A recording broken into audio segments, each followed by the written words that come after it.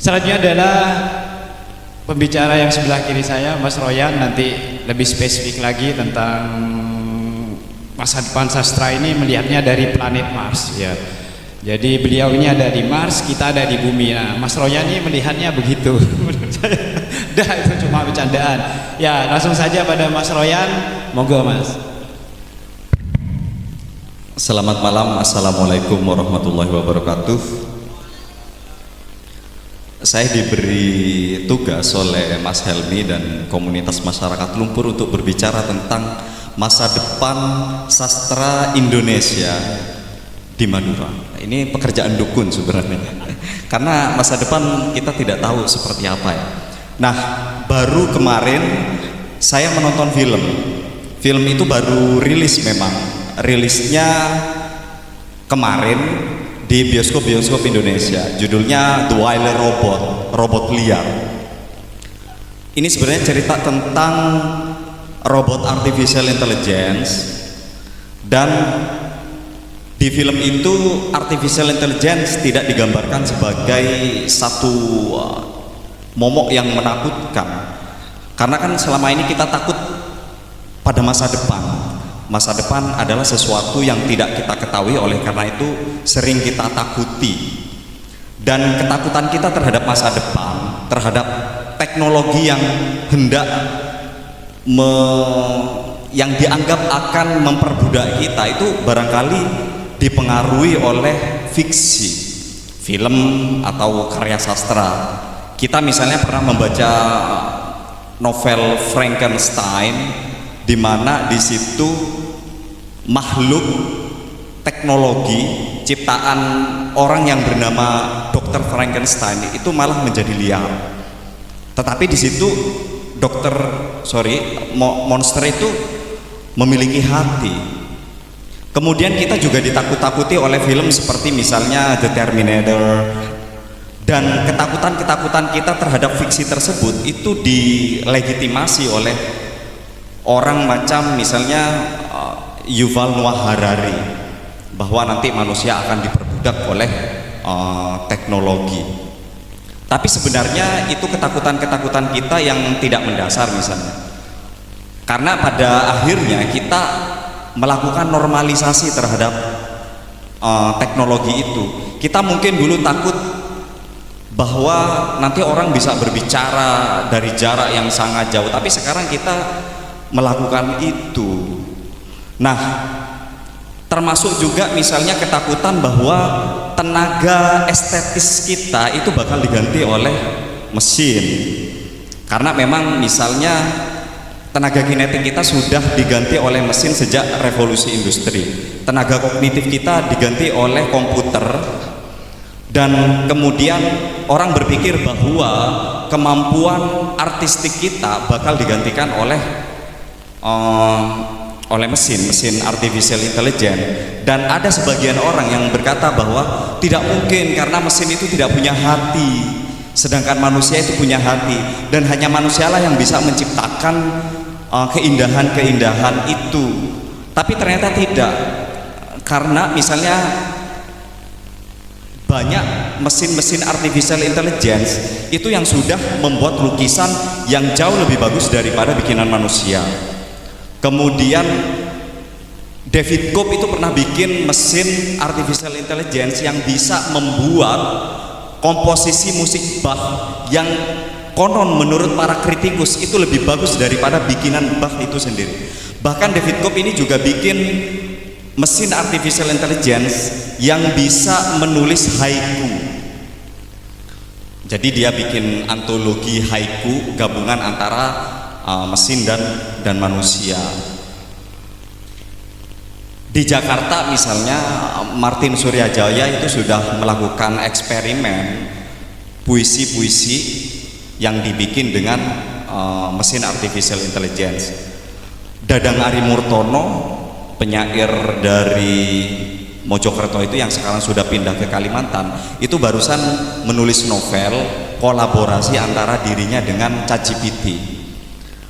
Nah, pertanyaannya adalah Madura apakah seperti itu juga nanti? Saya tidak berpikir sejauh itu di Madura, karena saya melihat para penyair Madura, katakanlah begitu, itu masih banyak yang suka menulis puisi-puisi liris. Belum sampai ke sana. Meskipun misalnya saya kemarin melakukan percobaan ya dengan mesin ChatGPT, saya menggunakan kata kunci seperti ini, kalimat kunci seperti ini. Tolong bikin puisi peperangan di Palestina dengan menggunakan gaya Adonis dan Arthur Rimbaud, dan hasilnya bagus.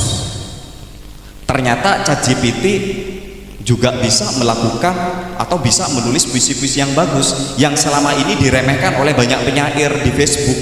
Kan banyak tuh orang-orang di Facebook, para penyair yang mungkin merasa terancam, dia meremehkan meremehkan ChatGPT. Itu sebenarnya bergantung pada bagaimana kita memberi masukan kepada ChatGPT itu. Termasuk misalnya saya pernah meminta ChatGPT untuk menulis puisi dengan tema ibu, dan hasilnya memang jelek. Jauh lebih bagus puisi Pak Zawawi Imron, ibunya gitu kan. Kemudian saya juga misalnya pernah coba bikin puisi tema patah hati dengan gaya Adonis dan penyair Lebanon namanya Jomana Haddad, hasilnya jelek. Coba bikin puisi jatuh cinta menggabungkan gaya Arthur Rimbaud dengan gaya lirik-lirik Stevie Wonder, hasilnya jelek. Jadi bergantung pada gaya puisi siapa juga yang minta kita bikin kepada ChatGPT itu. Kembali lagi ke Madura, saya masih belum berpikir bahwa orang Madura menyentuh hal-hal semacam itu, meskipun itu sudah dilakukan oleh para penyair di luar. Orang Madura, saya melihat puisi-puisinya, tentu saja ini pandangan yang sangat geografis ya, bukan geologis. Artinya saya melihatnya tadi dari planet Mars, tidak meneliti, tidak menilik satu persatu sampai sedetail-detailnya. Saya misalnya membaca puisi Ketam Ladang Rumah Ingatan tadi yang sempat disinggung oleh Kiai Faizi, juga antologi puisi Bangkalan Literary Festival. Di situ saya melihat bahwa karya-karya penyair di Madura. Kenapa saya bilang penyair ya? Karena puisi. Teman-teman kalau misalnya melihat pameran buku yang di belakang itu, 98% itu puisi. Sebenarnya ada apa dengan Madura dan puisi gitu? Itu nanti mungkin akan saya singgung, tolong ingatkan saya Mas Eko. Jadi puisi-puisinya banyak yang liris, dan para penyair Madura saya kira tidak banyak melakukan eksperimentasi bentuk atau eksperimentasi artistik, lebih banyak menekankan pada isu, dan isu yang diangkat itu lebih banyak alam. Memang saya nggak cukup adil ya, karena yang saya baca itu kebanyakan para penyair Sumeneb. Bangkalan saya kira lebih variatif ya, karena saya melihat beberapa orang masyarakat Lumpur itu menulis naskah drama juga, itu yang banyak diekspos oleh Bangkalan ketimbang di Sumeneb. Di Sumeneb mungkin ada, cuma tidak terekspos. Nah, kenapa alam gitu kan? Kenapa Sumeneb puisi dan alam ini memang agak lain ya, alam di Sumeneb ini. Karena memang Bangkalan ini kan curah hujannya lebih tinggi daripada Madura bagian timur. Makin ke timur Madura itu curah hujannya makin rendah. Makanya kemudian pohon siwalan itu banyak tumbuh di Sumeneb. Saya merasa bahwa Sumeneb itu masih eksotis ya. Kalau saya melakukan perjalanan ke Sumeneb, ketika sudah masuk perenduan, suasananya itu sudah agak lain. Saya sudah tidak lagi di Kansas Toto, itu kan kutipan di novel ini ya, novel The Wizard of Oz. Begitu juga ketika sudah di Sumeneb, itu agak lain gitu. Dan itu berhubungan dengan kenapa sih orang Sumeneb itu menulis puisi, tadi sudah disampaikan oleh Kiai Faizi, karena di situ ada pesantren. pesantren sangat dekat misalnya dengan syair-syair Arab. Oleh karena itulah orang-orang Sumeneb banyak menulis puisi. Tapi kenapa harus puisi? Kenapa nggak prosa? Jangan-jangan memang kealaman yang khas di Sumeneb itu memang sangat cocok diartikulasikan dalam bentuk puisi ketimbang dalam bentuk prosa. Alam, puisi kan bahasa primordial gitu kan. Itu cocok sekali misalnya untuk menulis puisi ketimbang menulis prosa. Dan mengapa misalnya kok tidak banyak eksperimentasi bentuk ketimbang isi? Karena begini saya pikir,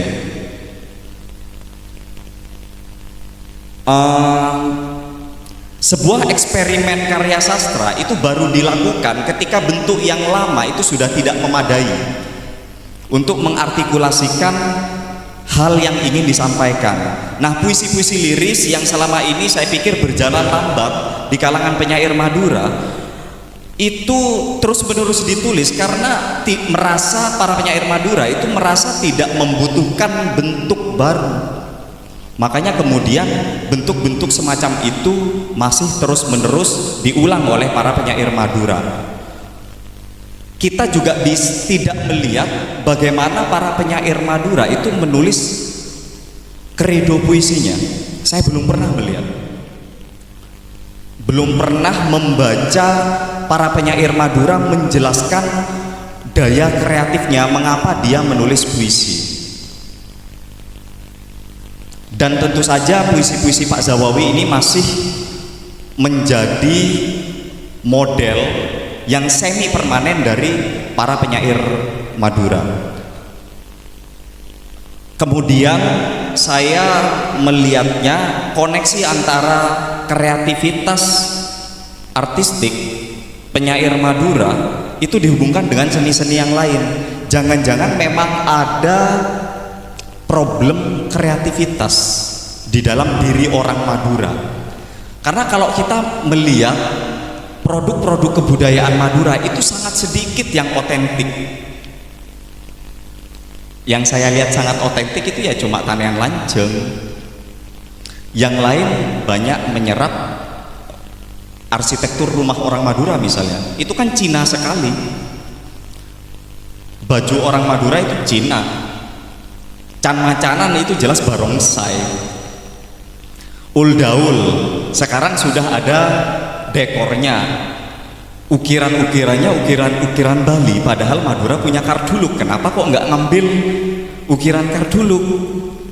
Katakanlah seperti itu. Lagu-lagu Madura kala benyak misalnya, itu kan lagu-lagu yang dicomot dari lagu-lagu India, diganti liriknya. Jadi ada problem kreativitas pada diri orang Madura saya kira. Meskipun sebenarnya orang Madura kalau mau kreatif itu bisa-bisa saja. Cuma kenapa kok kita seperti itu? Saya coba berpikir itu dan mungkin ini ada hubungannya dengan tradisi rantau. Tradisi rantau itu kan dia tinggal di satu tempat dan mungkin dia berpikir bahwa saya tidak akan permanen tinggal di sini. Terus ngapain saya bikin sesuatu capek-capek bikin sesuatu hanya untuk sementara. Ini ada kesamaan sebenarnya misalnya dengan bangsa Cina.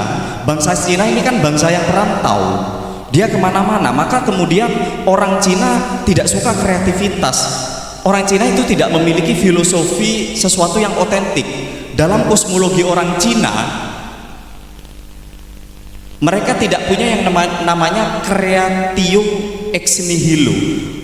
Sesuatu itu ada dari kekosongan, itu tidak ada. Diciptakan dari kekosongan, itu tidak ada. Sesuatu yang ada itu berasal dari ada sebelumnya. Sesuatu yang ada sebelumnya berasal dari ada sebelumnya lagi, dan begitu seterusnya. Jadi sangkan paraning dumadinya orang Cina itu adalah sangkan paraning dumadi yang tanpa batas. Oleh karena itu orang Cina juga suka bikin hal-hal yang KW, gitu kan? Hal yang KW itu mungkin karena ya tidak ada yang namanya hal yang otentik tadi.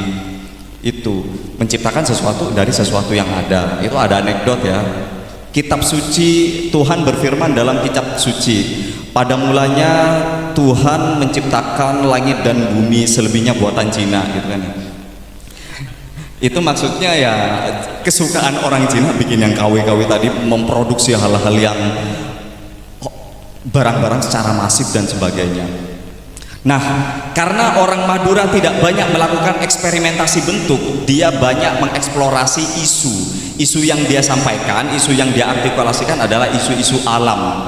Tapi persoalannya adalah, oke, sekarang memang katakanlah Sumeneb masih, ketika kita ke sana itu masih banyak pohon-pohon siwalan, meskipun dalam pengamatan beberapa aktivis di Sumeneb terjadi banyak alih lahan, jadi tambak udang dan sebagainya, itu karena investor. Tapi kan lama-lama kalau misalnya uang itu menjadi episteme yang umum dipakai oleh orang Madura, alam yang alami tadi itu kan lama-lama habis. Tentu saja misalnya romantisme pohon siwalan yang ditulis oleh Zawawi Imron itu sudah tidak akan ada lagi misalnya di Madura 20 tahun mendatang. Itu tidak akan ada lagi. Maka kemudian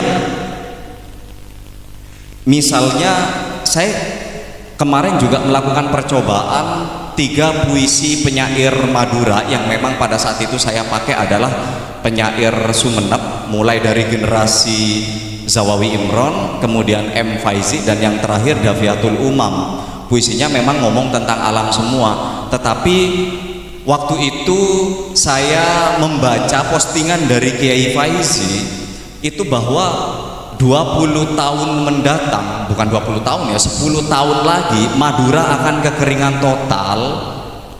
Ingat nggak Pak ya? Madura akan kekeringan total, sedangkan 20 tahun lagi itu Jawa akan kekeringan total. Madura akan kekeringan total itu karena tambang batu kars. Kars ini kan tandon alami. Tentu saja misalnya puisi Zawawi Imron, kalau misalnya Zawawi Imron hidup 20 tahun lagi, puisinya tidak akan menjadi sungai kecil. Saya kemudian melakukan eksperimen. Saya memasukkan, misalnya saya menyuruh ChatGPT untuk pura-pura jadi Zawawi Imron. Bagaimana kalau misalnya Madura sudah kekeringan total? Coba bikin puisi dengan mengadopsi puisi sungai kecil dari Zawawi Imron. Saya bacakan ya puisinya. Mungkin teman-teman sudah pernah membaca puisi Zawawi Imron yang judulnya Sungai Kecil. Tapi saya bacakanlah nanti bagaimana ChatGPT merespon itu.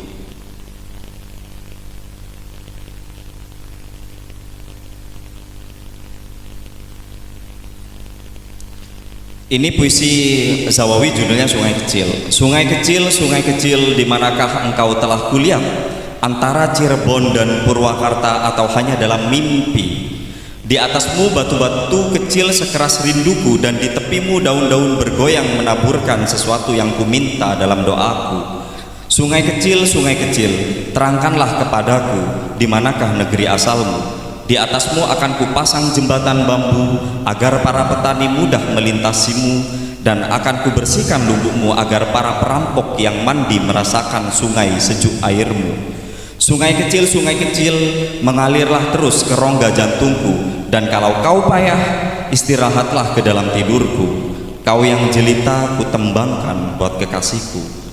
Lalu dengan memberi situasi yang telah disinggung, beginilah ChatGPT mengubah puisi itu dengan judul Sungai yang Kering. Sungai kecil, ini bikinan ChatGPT ya. Di manakah engkau sekarang? Antara retakan tanah dan debu angin yang menyapu keras, atau hanya bayangan masa lalu yang tersisa dalam ingatan? Batu-batu yang dulu menghiasi aliranmu kini membisu, sekeras rindu yang tak lagi terpuaskan, dan di tepinya daun-daun telah lama luruh, tidak lagi menabur harapan dalam doa-doa hampa. Sungai kecil, negeri asalmu telah hilang, tertelan hausnya bumi yang mati. Tiada jembatan bambu yang kupasang, karena tiada petani lagi yang lagi melintasi aliran yang kering ini. Lubukmu yang dulu sejuk kini tak menyentuh lagi kulit para perampok. Mereka tak lagi mandi di sungaimu. mereka pun sudah pergi bersama hilangnya air. Sungai kecil, di manakah arusmu yang dulu mengalir deras ke dalam rongga jantungku? Kini yang tersisa hanyalah hampa dan debu. Bila kau lelah, istirahatlah di dalam tidur panjangku, di mana hanya bayanganmu yang jelita tersisa, kutembangkan buat kekasih yang tak lagi ada. Jadi ini adalah puisi utopia, puisi distopis tentang situasi alam yang sudah tidak memiliki sungai lagi. Jadi sungai-sungai yang dulu mengalir, yang menjadi tempat mandi para perampok, itu sudah tidak ada lagi dan hanya menjadi kenangan. Saya tidak berhenti di situ, saya juga melakukan eksperimen pada penyair generasi di bawah Zawawi Imron, yaitu M. Faizi. Puisi itu berjudul Di Atas Batu Kapur. Saya ini comot di Facebook dan ternyata juga pernah diunggah di laman langgar.co kalau tidak salah. Saya bacakan dulu puisi Kiai Faizi. Di atas Bukit Kapur. Aku berdiri di atas Bukit Kapur, melihat pecahan batu-batu tanda perlawanan tanpa senjata terhadap mesin gerinda. Dari balik serpihan jerubu, samar-samar negeriku tampak maju. Di atas Bukit Kapur yang tidur membujur, dari Rembang hingga timur ujung Pulau Madura, kakiku menggigil, imanku gemigil. Tak yakin kalau aku benar-benar berpijak di tanahku sendiri, tanah leluhur yang berdaulat. Perbukitan Kapur tidur membujur, batu-batu kars tetaplah keras. Alam nan hening terjaga oleh deru mesin dan suhu kemarau yang semakin panas. Aku berdiri di atas Bukit Kapur, melihat pecahan batu-batu tercacah jadi kerakal, hancur di dadaku.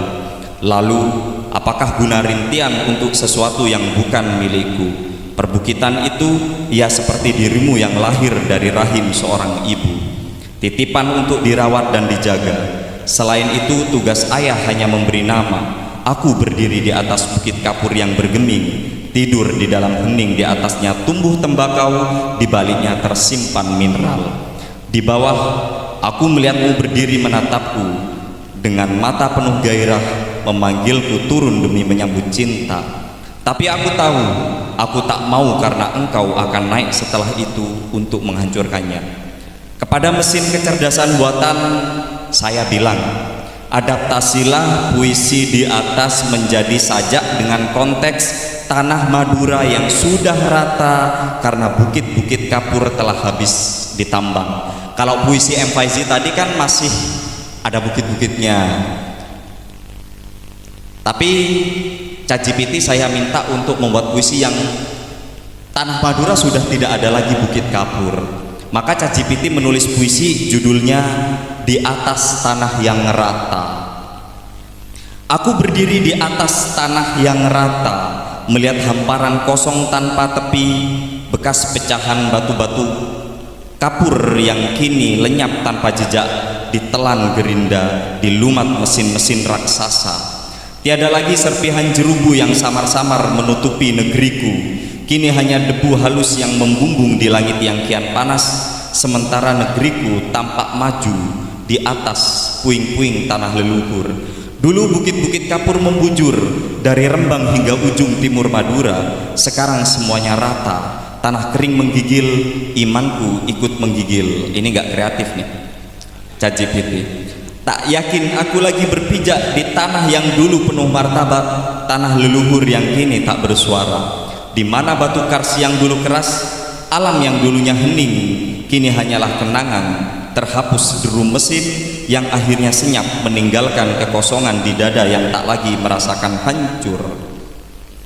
Lalu apakah guna rintian ini untuk sesuatu yang sudah hilang, bukan lagi milikku, bukan lagi milik siapa-siapa? Tanah ini seperti dirimu dulu, lahir dari rahim seorang ibu sebagai titipan untuk dirawat dan dijaga, namun ayah tak sempat memberi nama. Aku berdiri di atas tanah yang rata, tak ada lagi bukit yang hening. Di atasnya dulu tumbuh tembakau, di bawahnya terkandung mineral. Kini semuanya telah sirna, tinggal tanah kosong, dan aku hanya bisa menatapmu dari kejauhan. Dengan mata yang penuh kesadaran, kau memanggilku turun demi cinta yang sia-sia.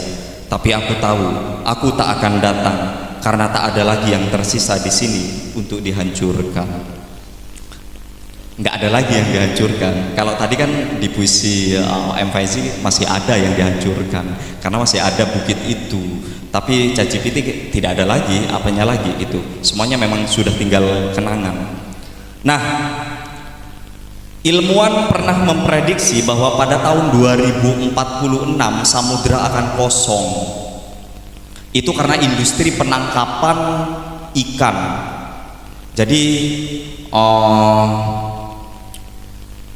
saya minta ChatGPT untuk mengadaptasi puisi penyair generasi yang lebih muda lagi, yaitu puisi Dafiatul Umam.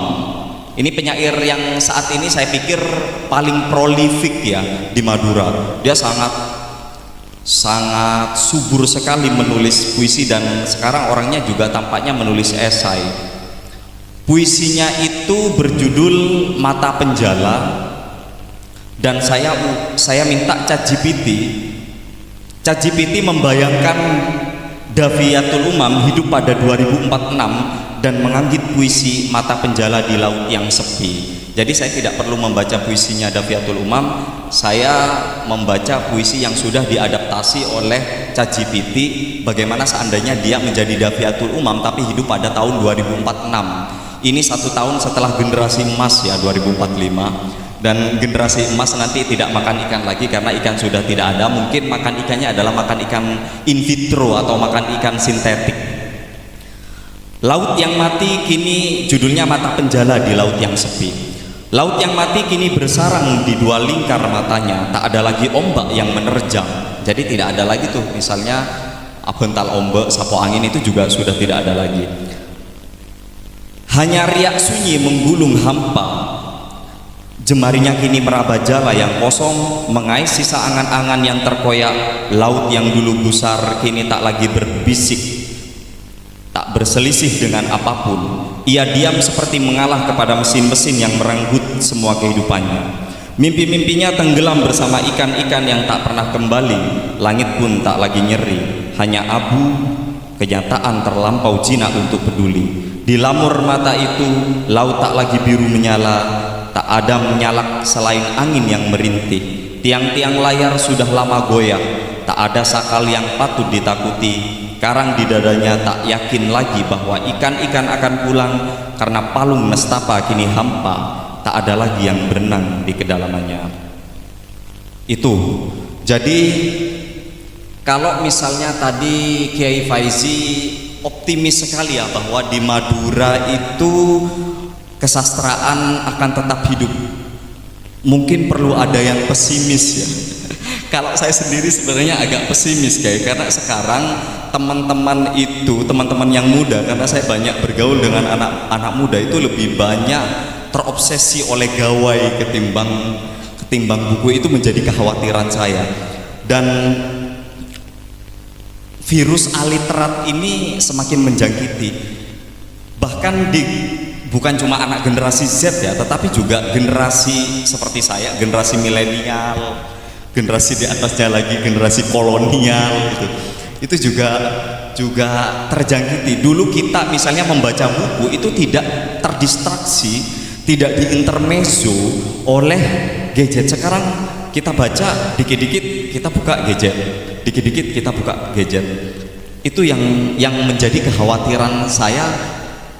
Apakah ada yang masih ingin menjadi penyair gitu kan? Karena selama ini Madura dikenal sebagai pulau para penyair. Bahkan ada anekdot bahwa orang Madura itu cita-citanya 2, yang pertama itu naik haji dan yang kedua jadi penyair gitu kan. Nah, apakah misalnya di masa depan ketika buku-buku sudah tidak ada lagi, orang Madura bukan tidak ada lagi ya, tapi sukar yang mau baca buku. Yang misalnya generasi saya masih sempat itu menikmati suntuk dengan buku. Generasi Kiai Faizi, generasi Mas Helmi, Mas Rozaki itu masih suntuk dengan buku. Tetapi sekarang itu kok kayaknya agak susah ya. Anak-anak muda itu yang membaca buku itu saya lihat misalnya di di kampus saya Kiai Faizi. Kalau misalnya di pesantren barangkali buku itu masih digemari karena memang penggunaan gawai di pesantren itu dibatasi, tetapi di luar pesantren itu agak susah. Mahasiswa itu disuruh membaca 10 buku dalam satu semester itu susah.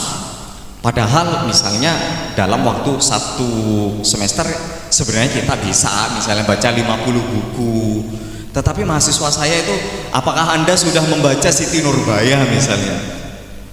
Itu ternyata nggak ada, saya wajibkan, dan itu sudah mengeluh. Ini yang menjadi kekhawatiran saya.